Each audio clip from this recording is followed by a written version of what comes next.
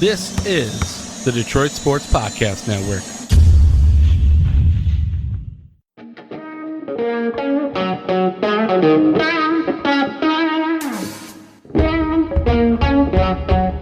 The biggest icon in podcasting.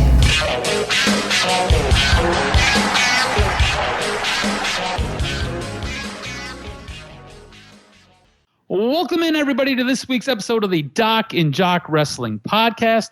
I'm your host, Adam the Jock Strozinski. On today's show, we've got your SummerSlam preview. We were a week away.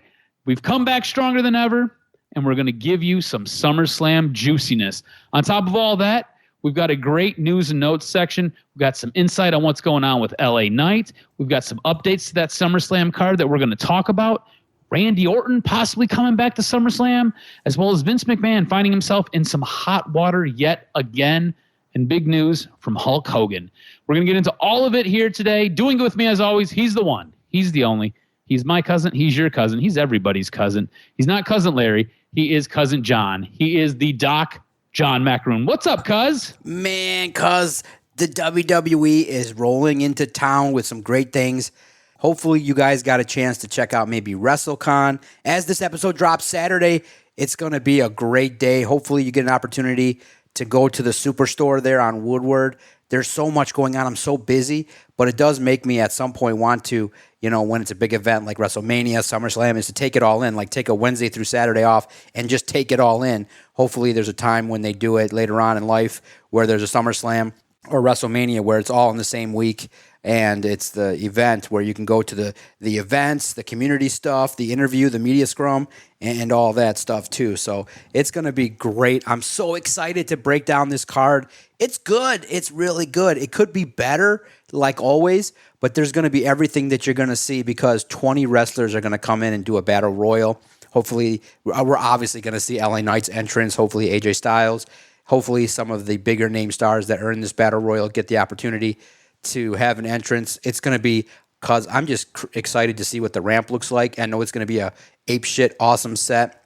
And the biggest excitement for me is obviously taking my 9-year-old daughter who's going to go crazy over the Charlotte match and the women that are going to do their great thing, and they kind of hopefully she can see their athleticism, and you never know, maybe she'll be the future WWE champion. You never know. I don't think that's the direction I'd like for her to go in because these athletes are crazy and they're always getting hurt, and you see certain situations, but cause I'm excited. And it's crazy too because there's a concert, there's a baseball game. Gates open. I sent you the email with all the deets. 5:30 gates open. Did. Yeah, I get it. I don't assume that everybody gets everything I get, so I just sent it to you. So you get the deets, and I'm probably going to try to get into the building 5:30, take it all in for a long-ass day of wrestling. I can't wait because it's now, as you guys are listening to this Saturday, tonight, cuz it's SummerSlam. It's going to happen. I've been to WrestleMania 23. I've been to the Royal Rumble. It's crazy now. Yeah, that this will be the third notch in Detroit of being at, actually 3. Yeah, absolutely. I think I've been. I got to check this with my buddy if I've been to the Survivor Series in Detroit, but this will be an all-time great memory. So you have 3 of the big 4 WWE pay-per-views. A couple years ago, we went and we seen Blood and Guts with AEW. So you have quite a long list of wrestling viewing, being live in the building. This should be fantastic. I know you're taking the girls. I'm going as well. I'm excited. I've been looking forward to this for a while. And I'm going to be honest with you. When we get to the news and notes, there is a little bit of disappointment because some of the matches that were cut from this initial card really have me upset because the matches that were listed that are now removed, I was really looking forward to them because they are 2 of my favorite wrestlers involved in both of those matches. So, but I guess let's just kind of jump into this preview. Let's kind of talk about some of these matches and what we've got going on. I do want to save I want to say both of the main events for later on. So I think we kick this thing off with the Intercontinental Championship. We've got Gunther defending his belt against Drew McIntyre. Drew McIntyre's been out for a little bit. He comes back, gets involved with Gunther. He's now also doing a movie with Dave Bautista, where Bautista is a hitman who's been given a diagnosis where he only has like 48 hours to live. So he puts a hit out on himself, and it turns out the diagnosis was wrong. So Drew McIntyre, I'm assuming, is one of the hitmen who took up that hit. And so it's got to be pretty decent. It sounds like it's going to be one of those corny WWE movies, but I think this might actually be kind of fun to see at the movie theater. So Drew hasn't really been around for the build for this, but Gunther has done a lot, and there's been a lot going on with Gunther. There's been a lot going on with Imperium. It feels as though we are on the verge of a split with Imperium. Real quickly, I want to kind of get your take on that. It seems as though Giovanni Vinci is on the outs with the majority of the group. Ludwig Kaiser this past week had to basically prove to Gunther that he was worthy of remaining in Imperium. He gets the big victory over Matt Riddle. What's your thought about breaking up Imperium? Because I feel like this faction really needs to stay together. I think everybody is better in this faction. I know, right? I don't see, I see a great match. I just don't see Gunther losing. I think it's a great opportunity for him to break the record. It would be a great moment for Drew McIntyre. But here's the part that's the dilemma. It's kind of the passing of the torch. You can have then Drew McIntyre hold it and then maybe get to the feud with Sheamus. That's how you connect that dot. Mm-hmm. And then Gunther potentially can go on to the big prize, which is against the world heavyweight champion. Because I mean, seriously, Gunther looks like a world champion, and he's being groomed. I would do it, but I think it's probably something for Mania. Seth Rollins, Gunther, or at the Royal Rumble, Seth Rollins taking on Gunther at that level will be amazing and spectacular. If it's not Cody Rhodes that takes it off of Roman, I think the next guy that's in line that is now with a great maybe 2 or 3 more performances, I would be okay if it was Gunther because he's believable. When Drew threw his ass through the table, it was believable. Like, he sold it. He's got everything that you want in a big man. He's physical. He just looked like a throwback to the olden days of wrestling. So I think, though, in the end, Gunther stands tall and he defeats Drew McIntyre. Yeah, I agree with you. I think Gunther wins this. And look, it's one of those things where I think they are working towards that record, right? The Honky Tonk Man's record of being the Intercontinental Champ. I think Gunther eventually dethrones him. I do like your idea of connecting the dot with Drew McIntyre and Sheamus.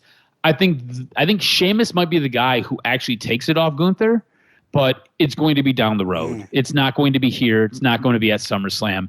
We're going to have to wait for that. I think Gunther ends up winning this.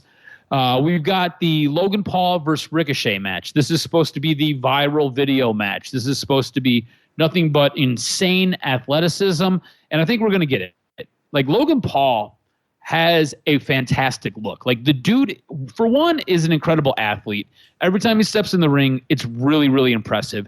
If you go back to, we'll call it a botch. We'll call it the botch spot at Money in the Bank between Ricochet and Logan Paul. Logan Paul could have really gotten hurt. Did a really good job protecting himself on a bad move, a move that shouldn't have even happened because they were so far out of position. These are two guys who are so physically unique and so explosive. I think this is going to be a very fun match. I think this should be a fantastic match. I do hope that they don't spend so much time trying to give us this viral moment, this viral video segment where it distracts from the match, because I think this match could be really good quality. These are two guys, like I said, that can kind of bounce and flip all over the place. Every time Logan Paul has been in the ring, he's never disappointed.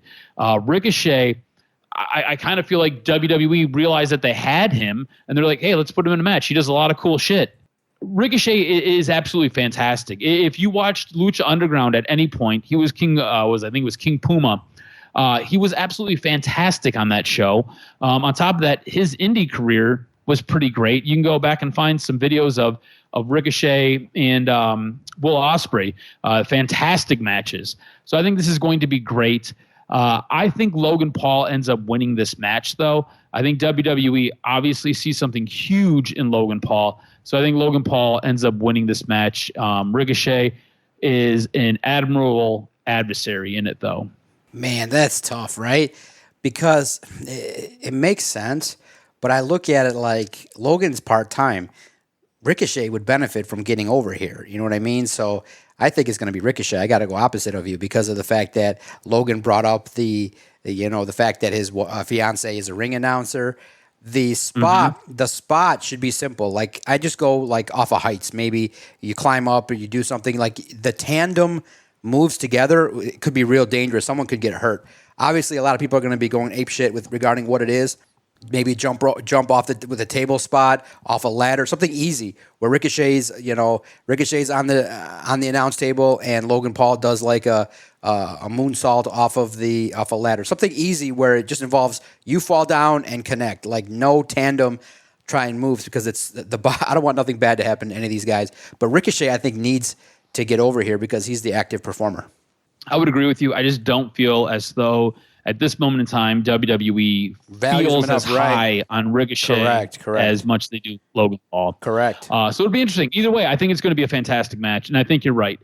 Don't try to do some type of tandem move through a table. Don't do that. There's no need. Just somebody lay down on something and somebody else jump into them, and we'll call it good. Yes. We've got our MMA rules match. We've got Ronda Rousey taking on Shayna Baszler. This is one of 2 women's matches that we're going to have at SummerSlam. I don't know if you've had a chance to watch Monday Night Raw or if you've seen the package, the vignettes, basically the sit down interviews with both of them, where they were both painted as both heel and face, and I think it's fantastic. I think this is some of the best work Ronda Rousey has done since she's been in WWE. To me, Ronda Rousey, after kind of seeing what she's done here with Shayna Baszler, she needed to be inspired. She needed to have a carrot put in front of her in order to squeeze the absolute most and squeeze the best out of her. I think very early on, she was given a lot, and I don't think she ever really connected with the WWE universe or the fans, and you kind of seen that in her tenure, both of them. And I think now that she's working with Shayna, I don't know if Shayna's kind of imparted some wisdom because Shayna's gone through it.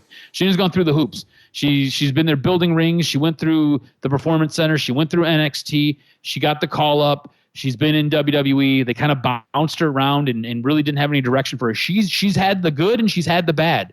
And I think she's kind of helped guide Ronda in this setup, in this build for this match. And I think this is the best that we've gotten out of Ronda Rousey. All that being said, Ronda's going away. Shayna's winning this. Shayna Baszler needs to come out on top. Shayna Baszler needs to come out as the top dog in this.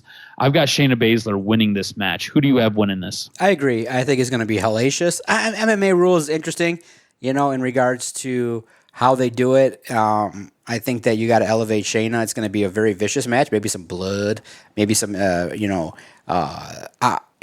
grounded pound action. It's going to be great to see the MMA rules take place. The crowd, I think, is going to have a lot of fun with this. I can't wait really for the SummerSlam crowd to see how they interact with these performers.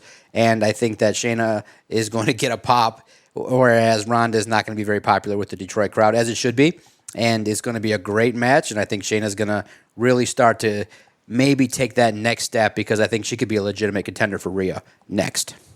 Ooh, I like that. If you go back to NXT days, Rhea was the one who took the belt off of Shayna. You got so there's it. a bit of a story there. I like that. I like that. You got it. Look at you. I like that a lot. All right, our next women's match is the WWE Women's Championship. We've got Asuka defending against Bianca Belair and Charlotte Flair. I want to know how you see this one going and how you see this one playing out. Asuka's been on, we'll say, a so-so run. Bianca's looking for her title back. Charlotte inserts herself anywhere there's a championship belt to be won. I'm going to be honest with you, I'm not really invested in this at all. I'm curious where you're at with it. Yeah, it does stink that some of the other matches have been taken out that we would have loved to have seen. But this one can deliver, dude. Charlotte is going to be awesome. Asuka, I think Bianca is going to be very, very much motivated. It stinks because if you realize that Asuka's a real great performer, but I think that we need a pop, and it's going to be – it stinks because I don't see Asuka winning it at all. If I'm wrong, it's going to be Charlotte. But that, I think, would just make everybody groan. You got to give us a pop. You got to give us 2 pops because you're going to give us some groans. One of the pops I need to see is Bianca winning it. Yeah, I think Bianca winning it would be fantastic. I think Asuka, just to me, kind of feels like she's been meddling with the belt. Like I feel like the belt was supposed to help elevate her, and it really didn't. I think putting the belt on Charlotte, you're right. That's not going to do any good. There's going to be some groans. I think Asuka comes away with it. It'll be kind of so-so. It'll be a little bit lukewarm, maybe a little bit warmer than lukewarm. But I think if Bianca wins it, the crowd will erupt. I agree with you. I think Bianca wins this, at least for – I'm making that pick for at least my girlfriend because Bianca's her favorite. So we'll see. We have a battle royal. So let me talk to you. Yeah. We've got Bronson Reed. We've got LA Knight. We've got Sheamus. We've got Nakamura. We've got Tommaso Ciampa. And there are more wrestlers to be announced. If you get this one right, because it's a battle royal, we do this with all battle royals, you get a bonus point. I'm picking LA Knight right off rip. We've got some news on LA Knight. If you hang around and you listen to the news and notes section of this podcast, I'm going to go with LA Knight for the Dubski here. Who do you think wins the battle royal? Yeah, I mean, I can't not. See, here's the problem. Everybody and their mom wants LA Knight to win. He's the guy. Bronson Reed, probably. He's the number 2. Do they elevate Bronson Reed at the expense? I mean, here's the thing. The company loves Bronson Reed. They love his freak athletic nature, the obvious NXT connection. He seems like he's a Triple H guy. LA Knight, for whatever reason, is the super over guy that, for whatever reason, doesn't get the opportunity, but not this time. The second big pop I want to see amongst the rest of the groans for the night is going to be LA Knight's entrance, which is, if you play it off of YouTube, it's very much so very entertaining. And the WWE game, which I don't know why Kenny keeps saying that entrances aren't cool in video games. Dude, it's the best part. I basically, the wrestling part of the game is not the part I like. I like just the 5 minutes of the dudes coming out. And lately, the patches have been great. Harley Race, Zeus have been added to the game. And I get, because I bought the highest level of the game, all the updates has come to me. The Steiners. Dude, come on. LA Knight's entrance is cool. Check out our Twitter page at Detroit Podcast. I retweeted a great interview that Ryan Armani did where LA Knight was so happy, and it's so funny. He was like, "Thank you, Ryan. You know my catchphrase." He's like, half these anchors I do these things with don't even know my name. And he's like, "You guys understand. You guys are crazy." And he was actually kind of not so much in character. He was just a regular dude, and he came off looking very, like a normal dude, as opposed to the elevated egomaniac that is LA Knight. But it's got to be LA Knight. I want to pop for LA Knight. And if it's just for the entrance, that's fine. But he needs to win the Battle Royal. Yeah. All right, LA Knight. We both have LA Knight winning this. Look, I think the roof will blow if he wins it. He is so freaking over. It's ridiculous.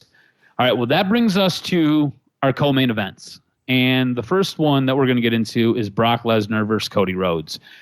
We still don't know why Brock Lesnar beat up Cody Rhodes. That's never been told. I feel like you could go on Unsolved Mysteries, and they could try for years to figure this out, and we still wouldn't know. Nobody knows why Brock Lesnar attacked Cody Rhodes. I think Cody Rhodes wins this. This, to me, has always felt like it was going to be the best of 3. This is where we're at. Right now it's 1-1. I think Cody wins this, and we get to move on to whatever that next build will be. Maybe he goes back to Roman Reigns, and we build towards WrestleMania. Maybe there's something in the middle of all of this. We will see, but I think Cody Rhodes comes away the victor here. Yeah, absolutely. No doubt about it. Cody Rhodes has to start his ascent, his hard times ascent to the title. There's no opportunity that Brock can win this, especially if he's going to go away, because this one could be a great match. This could be something good. Mm-hmm. And then I'll save you the hour and 58 minutes if you need it. The documentary was spectacular. I did a dumb thing and watched it like at 11 p.m. starting, and I'm like, okay. I thought it was 90 minutes, but it was 2 hours. It mentions AEW. But in the end, it's a story that you all know, in that this is a dude that loves wrestling and really wanted to come home to prove that he was not a bum. And it was a great thing. Drew McIntyre did it. Other wrestlers have done it. AJ Styles, in a way, did it through all the years of hard work. And it just is a story of a man growing up. And it's basically, it's been the Cody Rhodes tour. He did every media interview possible, from Sports Illustrated to all the wrestling media, all the bigwigs. And it's been such a great thing to kind of learn about how Cody Rhodes has kind of evolved over the last year, and then to look at his injury and what he went through. So good. Cody Rhodes, all we're asking for is just give us like 12 minutes of a match, not like 4 minutes where it's herky-jerky and it's just Brock doing all his spots. Make it a psychological situation where you can get us into it. I just don't want it to be a beatdown fest and then Cody makes a move and wins it. Tell us a story. Tell us a good story in this match, and I think they will. All good, baby. Cody Rhodes, American Nightmare. I can't wait for his entrance. His entrance is fantastic, and I pop every time it comes on. Yes. It should be great. Another guy who has another great entrance, Roman Reigns. We've got our Tribal Combat Championship match for the undisputed WWE Universal Championship, as well as title of the Tribal Chief. I think it was last week or 2 weeks ago. You brought up a good point. This didn't have to be for the Universal Championship. You could have just did it for the title of Tribal Chief, and we would have been sold. It would have been great. There's no reason that Roman Reigns needed to be Cody Rhodes back at WrestleMania. It's fine. In the middle of all that, we have had some good matches, though. I think this is going to be a very good match. I think this is going to be another fantastic one. Now, there's been a lot of conversations and a lot of talk about who may show up, who may be in attendance for this match. There has been conversations that possibly The Rock will show up. There have been conversations that possibly Rikishi will show up. There have been a lot of conversations that they're going to really reach deep into the bag for some of the family members to attend this. The one that's getting the most attention, obviously, The Rock. Please. At one point, we thought we were going to get Roman Reigns versus The Rock at WrestleMania this past year. Didn't go that way. So this will be interesting. Now, I think what could happen here is Roman could actually win this match, but the elders decide that Jey Uso is the Tribal Chief and strip Roman Reigns of his title. I think that's a real possibility. Remember, the title of Tribal Chief is something that is handed down. The elders have to basically anoint you this. So this is something that could happen. I'm curious where you see this match going. Does Roman Reigns end up walking out as the champion, or does Jey Uso unseat him, take the belt as well as the title from him, or is it something like I just proposed? Is it where Roman keeps his belt, whether it's by hook or by crook, and Jey is just adorned the Tribal Chief? How do you think this one plays out? Because this is a really interesting story. This is something that we have gotten a massive build towards. This is something that has a ton of layers to it. And again, it's going to be interesting because I feel like this match is going to tell us where we're going to go next as far as Cody Rhodes goes. I think this match not only has implications on the Bloodline storyline, not only has implications on where Roman is going, not only has implications on where Jey and Jimmy may go, but this also has implications on what might happen with Cody Rhodes in the near future. So I think this match right here has to tie a lot of things together and has to tell a pretty cohesive story. Again, remember, Cody Rhodes is on Monday Night Raw. Roman Reigns is on SmackDown. So you do have a little bit of cross-branding that would have to happen if Cody Rhodes taking on Roman Reigns was going to be the next build, I'm assuming, to WrestleMania. Where do you see this? How do you see this playing out? Where do you see us going with this one? Well, first of all, I'm standing up right now. The music hits for Roman Reigns. I'm going to put my number one up, baby. I'm going to have my number one. I'm going to acknowledge my Tribal Chief. Over, under, let's set it. Over, under, 6 minutes, 3 seconds. What do you think for the entrance? I'm thinking it's going to be right around 6 minutes. It's going to be the longest 6 minutes with my finger pointed up in the air for a long time. It'll be probably at 11:20 when he gets out there. So I'm going to have my hand up in the air like I do right now. My one, I'm acknowledging my Tribal Chief. It's going to go probably 6 minutes and a half. What do you think first for the entrance? I think with the crowd reaction, you've got to take the over. Over, baby. Okay. The crowd reaction alone will make it 6 minutes long. Only now because Roman's been taking the ass whoopings. There is no way he leaves Detroit with a loss. He's already taken the pin.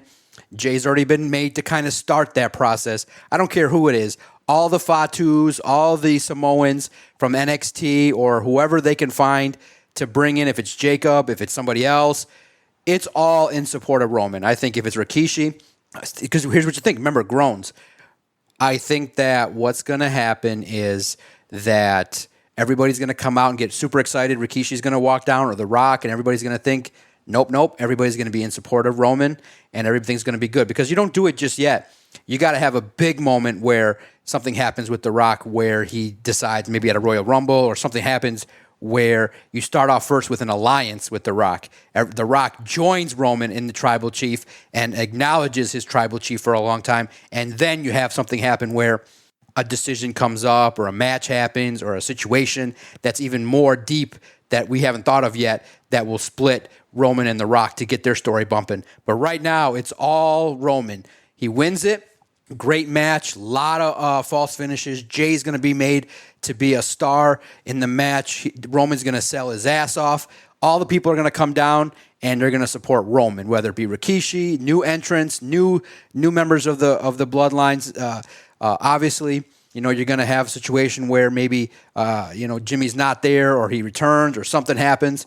But I think that Roman gets the support of the now united tribal, the now united bloodline, and he wins this bad boy, and he ends up with all the fireworks going off. You got to do it, man. You can't. I mean, think about it. Just think about it logistically. All the fireworks going off for Jey Uso, it doesn't make any sense. Roman Reigns is the star. He's the one. He's been taking the ass whoopings, and there's going to be something that might surprise all of us, but there's no way that Roman doesn't leave this match as the winner and doesn't firmly establish that he's the one. He's the king of the summer. He's the king of Ford Field. He's the king. He's the man. Roman Reigns wins this bad boy. I think you're right. I think Roman ends up winning, retaining his championship belt, ends up leaving, wins the match. I think there is something funny that will happen, though, whether it's with Rikishi or if The Rock shows up. I think there's going to be something funky that happens. Now, whether it impacts Jay or whether it impacts Roman, I'm just looking to be surprised here. I think Jay's going to put on a hell of a fight, though. I think this is going to be a fantastic match. I'm assuming this match is going to probably go 45 minutes. And I think it's going to tear the house down. I think it's going to be absolutely fantastic. I'm expecting a lot of near falls. This is how I know if a match is good. Mm-hmm. And you tell me if you do this. If while watching a match, you end up going in, you know how it's going to end, right? Like, you know that Jay's not going to win this match. But somewhere along the line, your brain gets tricked. And all of a sudden, the near falls, you're like, oh, he almost got him. Yeah. Oh, you start believing that Jay has a legit shot. That's how I know that it's a fantastic match, and that is what I think will happen here. I think this is going to be a great one, but I think Roman wins it. I think there's something funny that happens. I'm looking forward to this. Just to reiterate, when we go through our predictions, we started fresh a little while ago.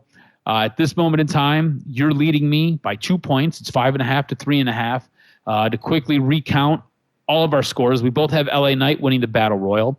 We both have Bianca Belair winning the WWE Women's Championship. We both have Shayna Baszler beating Ronda Rousey in an MMA rules match.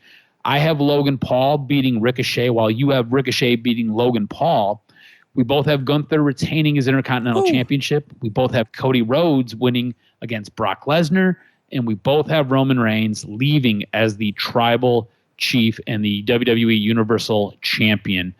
Should be a fantastic show. Really looking forward to it. We're both going to be in attendance. Yes. We're going to have to figure something out so we can meet up so I can see the girls, because I spent the weekend talking to the girls. They are pumped and they are excited for this.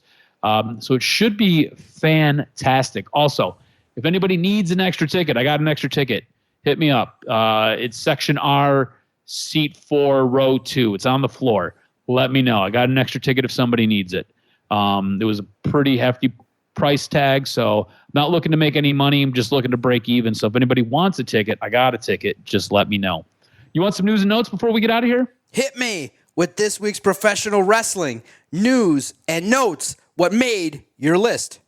All right, more insight into the push for LA Knight. Both of us believe he's winning the Battle Royal, and this right here might give you a little inkling into what could go wrong for LA Knight. According to a new report from Wade Keller of PW Torch, Knight's rising crowd reaction have landed him on the radar of both Paul Levesque and Vince McMahon, with him being a candidate for a big push later in the summer and into the fall, with one caveat. The report notes that while Vince McMahon has grown to become a fan of Knight, he has a long-running reputation of rubbing people the wrong way behind the scenes and just being bad at backstage politics. Those that know him well tend to like him, with some of them speaking up on his behalf when he gives a bad first impression. The report notes that if Knight's push is not sustained, even if the crowd remains on his side, it will likely be because he has mishandled himself backstage in a way that would have caused him to lose support of key people in the company with influence over his push. Now, we talked about some changes coming to the WWE's SummerSlam card, and in my estimation, it's not the best way. On Monday Night Raw, it was announced that Becky Lynch versus Trish Stratus will not be taking place this Saturday. Instead, it's going to take place on August 14th's episode of Raw in Winnipeg, Canada. Per Fightful Select, the decision to delay this match was made this past weekend. WWE reportedly discussed the possibility of moving the match to the Payback Premium Live event on September 2nd before it was announced for the Winnipeg edition of Raw. Many fans have criticized WWE's decision to move this match off of SummerSlam, as the company has been building this match since April, and there are now only 2 women's matches that are official for this event instead of the initially planned 4, and that's due to Rhea Ripley versus Raquel Rodriguez being postponed as well. So both Rhea and Becky will not be there wrestling. Makes me a little bit sad because they are 2 of my favorite wrestlers. How about an update on Randy Orton and the possibility of him being at SummerSlam this weekend? According to Fightful Select, sources within WWE Creative have said that as of this past weekend, Orton has not been factored into WWE's creative plans in any capacity. Fightful says that they have heard that he's not yet cleared for in-ring training or action, and those that Fightful spoke to have said that there hasn't been any extensive conversations about what his plans may be. Doctors have told Orton that wrestling in the future isn't a good idea, but he still intends on making a return and has reportedly resumed lifting, with Fightful being told he is huge as a result. Orton has resumed working out, but has yet to resume bumping, with him likely to be brought into WWE's Performance Center to do so. In regards to a potential SummerSlam return, a WWE source told Fightful not to count on it and that he had not been factored into any creative that they have heard of. It's been nearly 15 months since we've last seen Randy Orton. Back in May of 2022, he had back fusion surgery for his lower back. So we'll have to kind of wait and see. There has been rumors that he was coming back on this past week's SummerSlam or past week's SmackDown. Wasn't the case. There have been some rumors about him showing up at SummerSlam. This report seems to dispel all of that. So it'll be interesting to kind of see what happens with Randy Orton in the future. Now, Vince McMahon is in hot water again. The Associated Press reported earlier this week that McMahon was served a federal grand jury subpoena. WWE stated that it has received voluntary and compulsory legal demands for documents, including from federal law enforcement and regulatory agencies, concerning the ongoing Securities and Exchange Commission's investigation and related subject matters. McMahon was served the subpoena while away from WWE. He's currently recovering from a major spinal surgery taking place almost 2 weeks ago. Sounds like that spinal surgery was quite intense, and it sounded like it was something that was life and death, at least life-altering. So we'll see how Vince recovers from this. In the meantime, he is still in some hot water regarding the Securities and Exchange Commission. This has been a very WWE podcast. Let's add some good AEW news to the mix. On Wednesday, it was announced that the Elite have re-signed with AEW.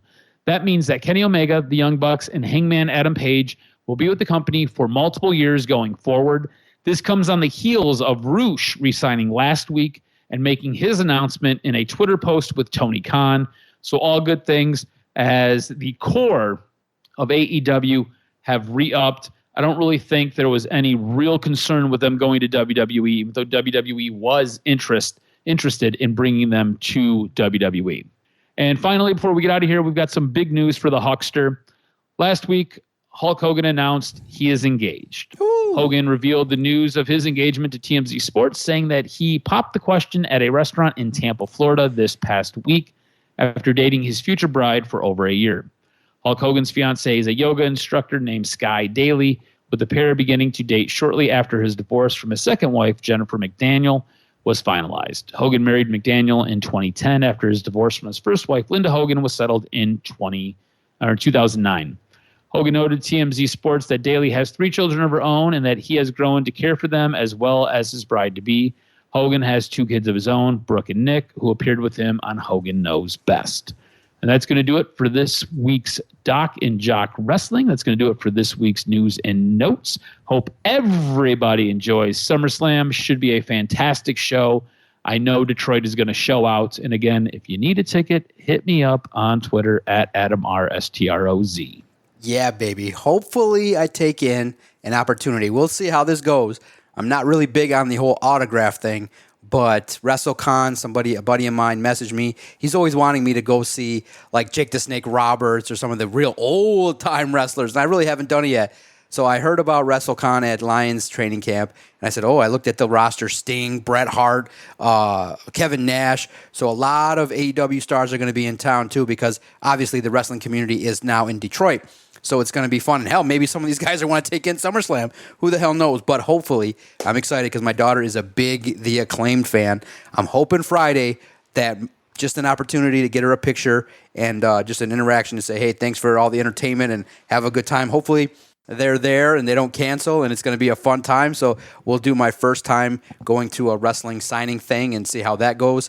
But it's going to be a fun wrestling weekend because it's great. It's like a boyhood thing that we all enjoy. You enjoy it. I enjoy it. It's going to be a good time.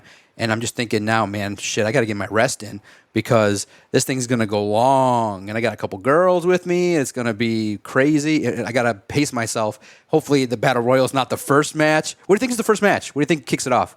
What's the best first match? You think it's a WWE title match with Seth Rollins taking it all down? We didn't even have that on our rundown. It's okay. Yeah. It's interesting that you bring that up. We didn't even have that on our rundown. Yeah, I said, and I don't know why because you forgot. I pulled that from WWE. Yeah, so that's interesting. I think Seth Rollins is going to win. I mean, it's going to be simple. He's going to definitely take care of business. Do you think you open the show with that? Look, I'm going to add that to our rundown. And look, I think Seth Rollins wins this as well. Yeah.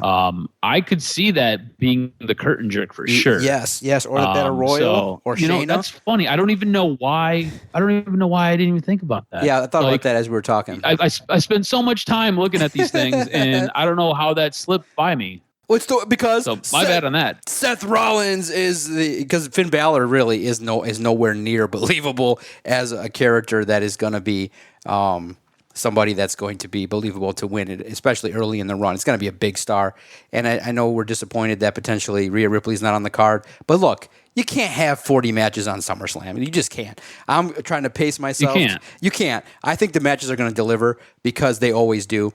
And I think it's great that WWE has been so gracious and been so nice in regards to the opportunities that they have for the media. I mean, they're credentialing blogs.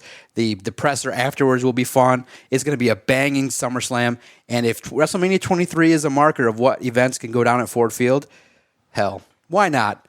Let's just bridge it for one time. Middle of the show, a little bit of a lull. All of a sudden you hear some crazy-ass Metallica music and Dan Campbell walks down. I don't know. Dan Campbell power bombs like I wish it could have been Rey Mysterio, somebody really small to make it easy for him. Maybe, you know what? All right, give you one extra 90 seconds here of Doc's creative, which is really powerful. It couldn't be done here if anyone listens. Dominic Mysterio comes out. It's raining boos. He's shitting on Detroit. Like, I'm talking about Jared Goff sucks. Your baseball team is god-awful. I can't believe I'm in this town. This is the worst shitty town in the history of wrestling. I can't believe the company would come to a dump like this. I can't believe I've even decided to come here. And then Metallica music plays, and I don't know who would walk with Dan Campbell, somebody prominent like with feature. But if Dan Campbell could walk down there, it'd be like the blending of both worlds. It would go viral, which would be beneficial, and then it would just be fucking cool to see him like really just embrace some athleticism because he's at that perfect age where he's 47. He's not going to like run the ropes. He just walks in, does some talking, stand there. The crowd's going apeshit. He just kicks Dominic Mysterio and power bombs him. Maybe with Kevin Nash. Perfect. I booked it for you guys. I booked the pop of the century. Kevin Nash and Dan Campbell walk down. They're the same stature. Dude, Dan Campbell could be at the same physical build as Kevin Nash. They both can kind of limp to the ring, or just Dan Campbell is. The easy, lazy way is Dan Campbell's ringside, and he just jumps over and destroys Dominic Mysterio. Man, whatever happens, it's going to be fun. We can always dream. You can always have a good time, and let's hope everybody enjoys what this weekend is going to be. It's going to be crazy. You going to don any belts, any gear, shirts? How are you going to roll down to Detroit? You going to try to get attention? I think I might do a sign for LA Knights. Okay, very good. I'm not sure yet, though, but I don't think I'm wearing any belts down there. I'm going full embarrassing. I'm wearing the belt. I'm wearing the WWE chain. I'm going to be that person. Nice. I'm going to go enjoy it and have a good time because I can't wait to recap this with you. It's going to be great. Oh, man. Make sure everybody follows Adam on Twitter at AdamRSTROZ. Follow the network at Detroit Podcast. Make sure you type in Detroit Sports Podcast and subscribe so that you can get great wrestling content, weekly Doc and Jocks, a Michigan podcast that really rivals the best out there. I enjoy breaking down the world of professional wrestling. I'm amped. I'm going to have to work out after this recording, man. I'm pumped. I'm amped. I'm actually going to go walk or do something and avoid hurting myself. For the Jock, Adam Strozinski, I am the Doc, John Macaroon. Can't wait for the next episode to record with my guy on the latest Doc and Jock Wrestling Podcast.